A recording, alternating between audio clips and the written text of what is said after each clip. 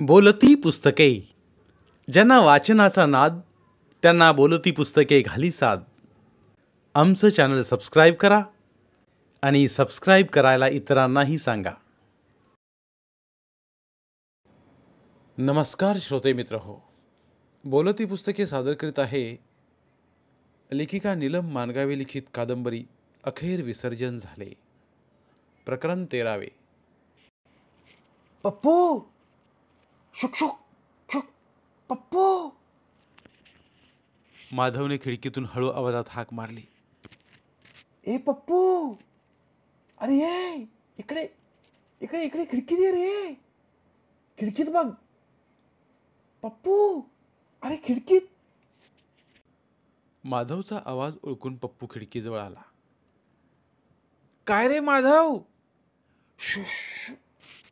माधवने आपल्या ओठावर बोट ठेवून त्याला गप्प बसवले आणि तो हळू आवाजात म्हणाला, आई कुठे आहे तुझी? आत आहे. आणि बाबा? वरती आहेत माडीवर. मग ठीक आहे. जरा दार उघड, बाहेरचं उघडतोस? आलो आलो. माधव आला. याचंच पप्पूला अप्रूप वाटत होतं. आतून जणू आनंदाच्या उकळ्या फुटत होत्या. उड्या मारतच तो दार उघडायला गेला. पप्पूने दार उघडताच माधवने पप्पूचा हात धरून त्याला बाहेर ओढलं. पप्पू पडता पडता वाचला. धडपडत उभा राहिला. चल तुला गंमत सांगतो. माधव म्हणताच पप्पूला खूप आनंद झाला. गेल्या 4-5 दिवसात आनंदानं काही बोलणं, ऐकणं, खेळणं हे सगळं जणू तो विसरूनच गेला होता. सांग ना, काय गंमत आहे? इथं सांगू? सांग ना, कुणी नाही तर ऐकायला. वेडा की काय तू? अरे भिंतींनाही कान असतात. समजत कसं नाही तुला? भिंतींना कान हे काहीतरी नवीनच होतं. गंमत वाटून पप्पूनं भिंत बघितली, पण भिंतींना कुठे कानच नव्हते. कुठं आहेत? काय कुठं आहेत? भिंतींना कान बघ, कुठं दिसतात कान? माधवने कपाळावर हात मारून घेतला. वेडा रे वेडा, खरंच तू वेडा आहेस. खरोखरचे कान नसतात भिंतींना. मग खोटे कान असतात. ते जाऊ दे. तुला गंमत ऐकायची आहे की नाही? ऐकायची ऐकायची. सांग ना गंमत काय आहे?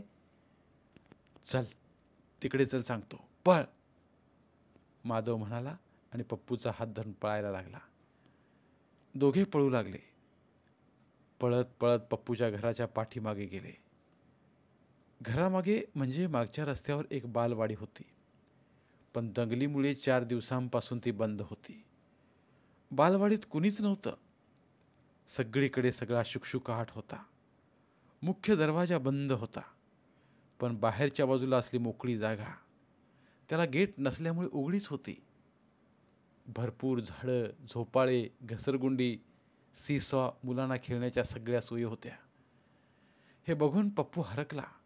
म्हणाला, आपण खेळूया माधव? आपण इथं खेळायला आलोय काय? माधव जरा जोरातच म्हणाला. तसा पप्पू गप्प बसला. चल तिथं झाडाखाली बसूया. पप्पूला घेऊन माधव बदामाच्या झाडाखाली आला. झाडाभोवती छान कारपट्टा बांधलेला होता. दोघं त्या कट्ट्यावर बसले. काय सांगणार आहेस गंमत? पप्पूने विचारलं. तसा माधव म्हणाला, सांगतो सांगतो, पण कुणाला सांगायचं नाही. अगदी तुझ्या आईला आणि बाबांना सुद्धा सांगायचं नाही. नाही ना सांगणार? नाही सांगणार. पण कसली गंमत? सांगतो. तू गावातली दंगल बघितलीस? नाही, मी फक्त टीव्हीतली दंगल बघितली आणि पेपरमधले फोटो बघितले दंगलीचे. तू बघितलीस गावातली दंगल? हो, मी बघितली दंगल. कशी असते दंगल? तुला बघायची आहे? खरी खरी दंगल? होय बघायची. पण आम्ही आई ती नाही पाठवायची मला. ती ती बाबांना सुद्धा बाहेर जाऊ देत नाही. भांडते बाबांची. मग मला कशी पाठवेल? तुझ्या आम्ही आईला सांगायचंच नाही ना. आणि तुला समजलं तर? नाही समजणार. कोण सांगेल तिला? मी सांगत नाही. तूही सांगू नकोस. झालं तर मग आपण कुणालाच सांगायचं नाही. अगदी तुषार, सचिन आणि फारुखला सुद्धा. फक्त आपली गंमत आहे ही, तुझी आणि माझी. मग जाऊया दंगल बघायला? जाऊया जाऊया. मला बघायची दंगल. मारामारी. चल जाऊया. पप्पू म्हणाला. आम्ही आई बोलावण्याआधी जाऊया. चल चल, पण लवकर यायचं हं, नाहीतर आम्ही आई घाबरेल. काही नाही घाबरत रे. उलट तुला शूर म्हणेल ती दंगलीत जाऊन आल्याबद्दल. आपला पप्पू मोठा झाला म्हणून शाबासकी देईल. खरंच? अगदी खरं. अरे तू तर शूर धाडसी आहेस. आहेस की नाही? म्हणून तर तुला मी माझ्याबरोबर नेतोय, नाहीतर कशाला नेऊ? माधव त्याच्याकडे पाहून हसला. पप्पू चक्क लाजला. आम्ही आपल्याला शहाणा म्हणते. शाळेतल्या मॅडम गुड बॉय म्हणतात. पण आपल्याला कुणी शूर म्हटलं नव्हतं. पप्पूला आनंद झाला नसता तरच नवल. जायचं ना? असं माधव विचारताच चल चल चल लवकर. पप्पू उतावळा झाला. जाऊया रे, पण जायच्या आधी ते पिस्तूल घेऊन ये जा. तुझ्या घरातून सापडेल ना? आहे की नाही घरात? आहे रे, पण पिस्तूल कशाला? बावळटच आहेस. कशाला काय? कुणी आपल्याला मारायला आलं तर त्यांना मारायला नको? त्यांना मारायचं? पप्पू शहारला. नाहीतर काय आपण मारायचं? दंगलीत जायची गोष्ट काय साधी आहे होय? जा, गुपचूप पिस्तूल घेऊन ये जा. आम्ही यायला काही सांगू नको तुझ्या. जा, मी इथंच थांबतो. पळ. पप्पू पळत घरी निघाला. मनात आलं दंगलीत जायचं म्हणून आपल्या बाबांनी आणि त्यांच्या मित्रांनी पिस्तूल जवळ ठेवलं होतं. बरोबर आहे त्यांचं. अगदी बरोबर होतं. आम्ही आईनं उगीच रागावलं त्यांना. आम्ही आईला काही समजत नाही. माधवला सगळं समजतं. माधव शहाणा आहे. बरं झालं तो आपला मित्र आहे. नाहीतर आपल्याला पिस्तूल कोण दिलं असतं? पप्पूला हसायला आलं. पळत पळत पप्पू घरी गेला. आत जाऊन त्याने हसीनाचा कानोसा घेतला. ती काहीतरी शिवत बसलेली बघून त्याला बरं वाटलं. पाय न वाजवता तो हळूहळू गाद्या ठेवलेल्या ठिकाणी गेला. खालच्या गादीच्या गुंडाळीत त्याने हात सरकावला. पिस्तूल काही हाताला लागत नव्हतं. त्यानं आणखी हात आत सरकावला आणि त्याच्या हाताला घट्ट कडक थंड वस्तूचा स्पर्श झाला. त्याला काही वेगळंच वाटलं. पिस्तूल कुठे गेलं? आणि हे काय? तो घाबरला आणि घाबरतच त्याने ती वस्तू पुढं ओढली, बाहेर काढली. हातात पिस्तूल बघून त्याला आनंद झाला. भीतीही वाटली. पण गावात जाऊन दंगल बघायची ओढ जबरदस्त होती. त्या ओढीनं भीतीला खाऊन टाकलं. झट दिशी त्याने पिस्तूल पॅन्टच्या उजव्या बाजूच्या खिशात ठेवलं. पुन्हा पाऊल न वाजवता पण भराभर पळत तो घराच्या बाहेर पडला. तिथून त्याने जी धूम ठोकली ती बालवाडी येईपर्यंत तो थांबलाच नाही. घामाघूम झालेला धापा टाकणारा पप्पू येताच माधव उठून उभा राहिला. पप्पूकडे पाहून हसला. कुठं आहे पिस्तूल? इथं आहे खिशात. पप्पू पिस्तूल बाहेर काढू लागला. असू दे असू दे, माधव म्हणाला. बाहेर नको काढूस, कुणी पाहिल ना. चल चल आता. माधव आणि पप्पू गावात जायला निघाले. सोमवार पेठ ओलांडून मुख्य रस्त्याने पुढं गावातल्या मुख्य चौकात आले. 15 ऑगस्ट 26 जानेवारीचं मुख्य झेंडावंदन तिथंच व्हायचं. गावातले सगळे लोक तिथं झेंडावंदनासाठी यायचे आणि गावातला मोठा गणपतीही याच चौकात नेहमी बसवला जायचा. यावर्षीचा गणपती खूप मोठा आणि उंच होता. चौकात गणपतीची आरती चालली होती. स्पीकरवरून आरती ऐकायला येत होती. टाळ्यांचा तालही ऐकायला येत होता. गर्दी तर खूपच होती. चल पप्पू. पप्पूचा हात धरून माधव गर्दीत घुसला. दोघं हळूहळू गर्दीतून पुढे सरकू लागले. खरं तर गर्दी इतकी होती की पप्पूला अगदी घुसमटायला होत होतं. श्वास सुद्धा धडपणे घेता येत नव्हता. एवढ्या गर्दीची त्याला सवयच नव्हती आणि मुख्य म्हणजे गर्दीत तो खूप अस्वस्थ व्हायचा. त्याला रडायला यायचं. साधं बसमध्ये चढताना, रेल्वेत चढताना किंवा बाजाराच्या ठिकाणी लग्न समारंभात सुद्धा त्याला असुरक्षित वाटायचं. तो प्रचंड घाबरायचा. कधी एकदा गर्दीतून बाहेर पडू असं त्याला व्हायचं. हसीनानं मग त्याला गर्दीत न्यायचं सोडून दिलं होतं. डॉक्टरांनीही तोच सल्ला दिला होता. म्हणाले होते, अशा मुलांमध्ये गर्दीचा फोबिया असतो. अशी मुलं गर्दीला जास्त घाबरतात. तेव्हा शक्यतो गर्दीपासून त्याला दूरच ठेवा. आणि आज तो बरोबर गर्दीत सापडला होता. त्याला कसं तरी वाटायला लागलं. पाय थरथरू लागले. हाताला घाम आला. तोंडाला कोरड पडली. पोटात काहीतरी फिरायला लागलं. डोक्यात मुंग्या फिरल्यासारखं वाटायला लागलं. पप्पू घाबरला. माधवला म्हणाला, माधव, माधव.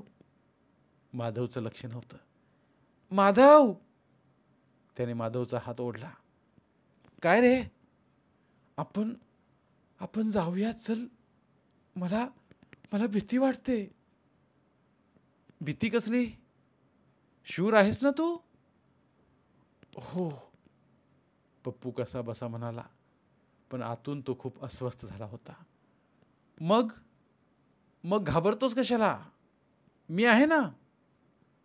पण माधव, तुला दंगल बघायची आहे की नाही? माधव खेकसला. रागावू नको ना. मला भीती वाटते. मग घाबरतोस कशाला? आपण दंगल बघायला आलोय ना. हो, पण ही दंगल कुठं आहे? ही तर फक्त गर्दी आहे. आणि इथं तर गणपतीची आरती सुरू आहे. दंगल तर कुठं दिसत नाही. गर्दीतच दंगल असते. चल पुढे.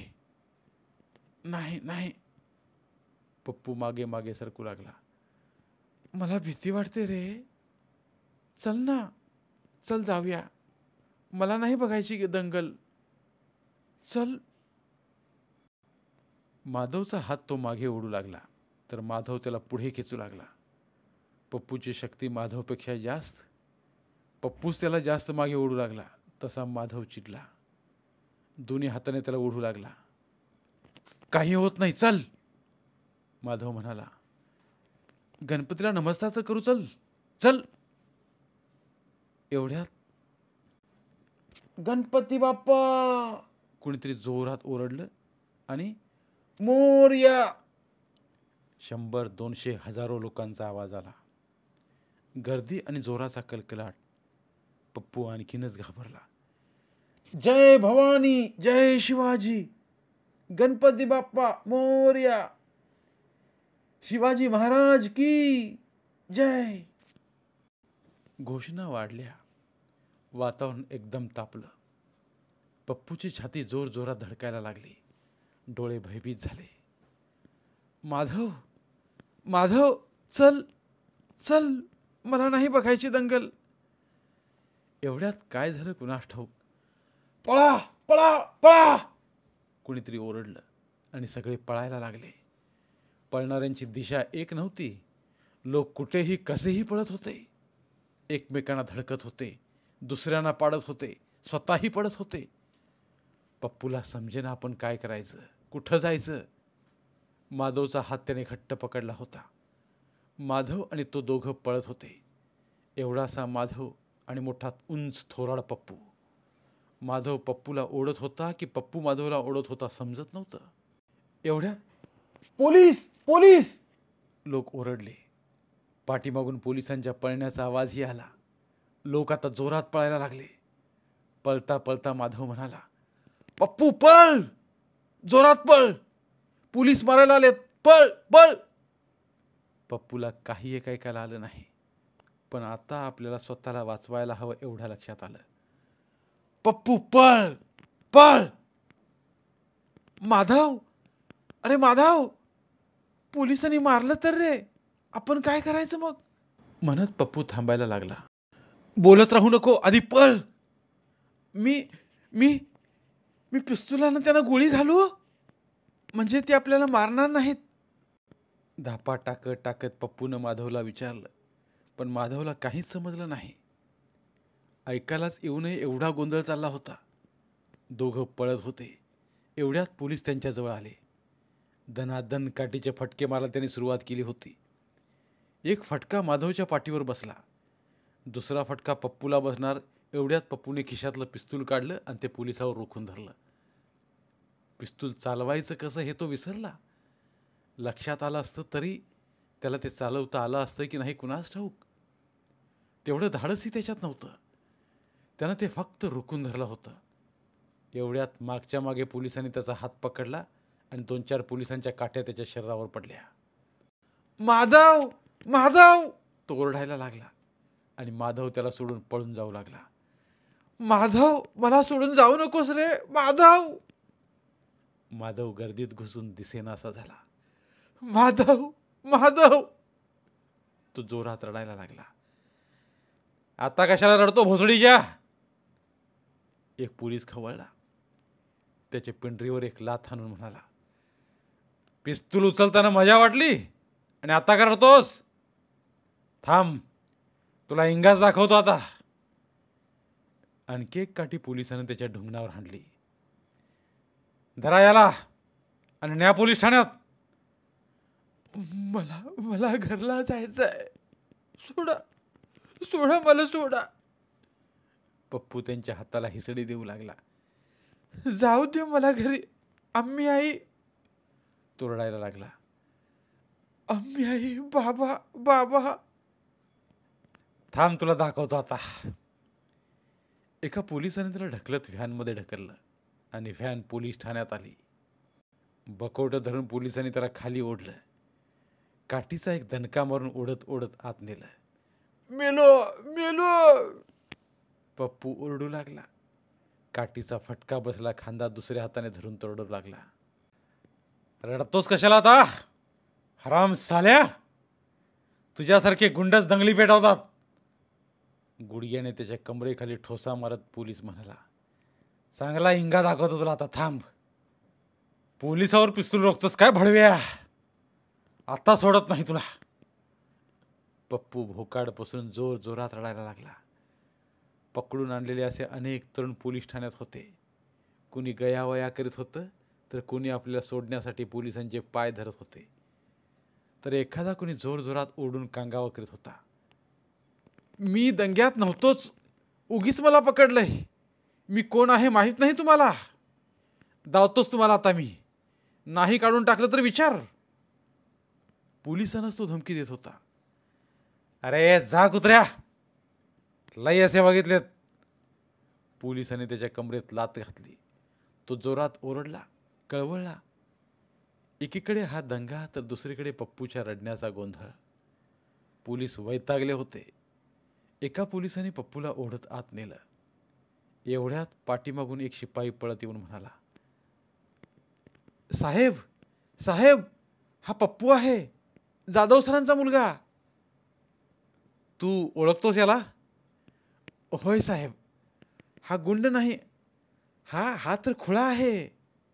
म्हणजे साहेब, हा मतिमंद का गतिमंद म्हणतात तसला मुलगा आहे. हा अर्धवट आहे होतो, याला काही समजत नाही.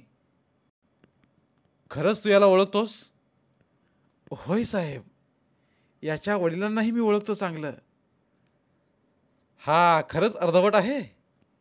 होय साहेब, हा त्या मतिमंदांच्या शाळेत पण जातो. खरं वाटत नाही हे.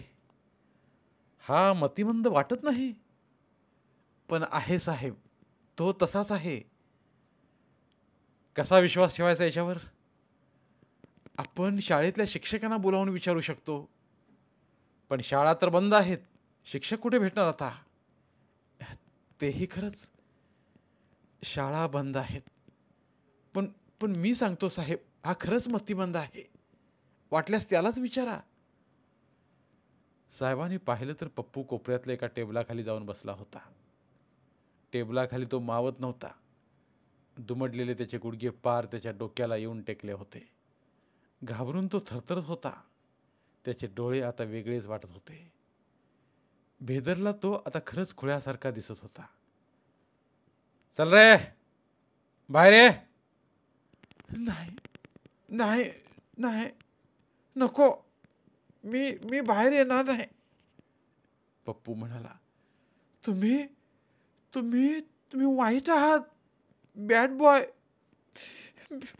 बॉय आहात. तुम्ही मारता मला. मी मी मी नाही येणार बाहेर. पप्पूने गुडघे आपल्या हाताने आणखी घट्ट धरले. बरं बाहेर येऊ नको. तुझं नाव काय आहे? पप्पू पप्पू पप्पू माझं नाव. तुझ्या वडिलांचं नाव काय? राजाराम जाधव. पप्पू राजाराम जाधव. आणि आणि आम्ही आईचं नाव हसीना जाधव. राजाराम आणि हसीना? वाह. साहेब हसले. काय दिनकर? ते शिपायाला म्हणाले. काय भानगड आहे ही? हा सांगतोय ते खरं आहे? होय साहेब, याची आई मुसलमानाची आहे. अच्छा. साहेब पुन्हा हसले. दंगल हिंदू मुस्लिमांची आणि ही दोघं एका घरात, नवरा बायको. इंटरेस्टिंग. काय रे, तुझ्या शाळेचं नाव काय? उत्कर्ष मतिमंद स्कूल. तुमच्या सरांचं नाव काय? सर नाहीत, मॅडम आहेत. त्यांचं नाव काय? पप्पूला नाव आठवेना तसे ते हसले. म्हणाले, अच्छा, आता हे सांग, तुझ्याजवळ पिस्तूल कुठून आलं? कोणी दिलं? तुझ्या बाबांनी की? नाही, बाबाने नाही, माधवनं दिलं. हा माधव कोण? माझा मित्र आहे तो. तुझ्या शाळेत आहे? नाही, आमच्या गल्लीत आहे. दिनकर? साहेब शिपायाला म्हणाले. हा तर व्यवस्थित उत्तर देतो सगळी, मग हा मतिमंद कसा? काहीतरी थोडा बिघाड आहे साहेब त्याच्यात. त्याचं घर माहीत आहे? Phone number?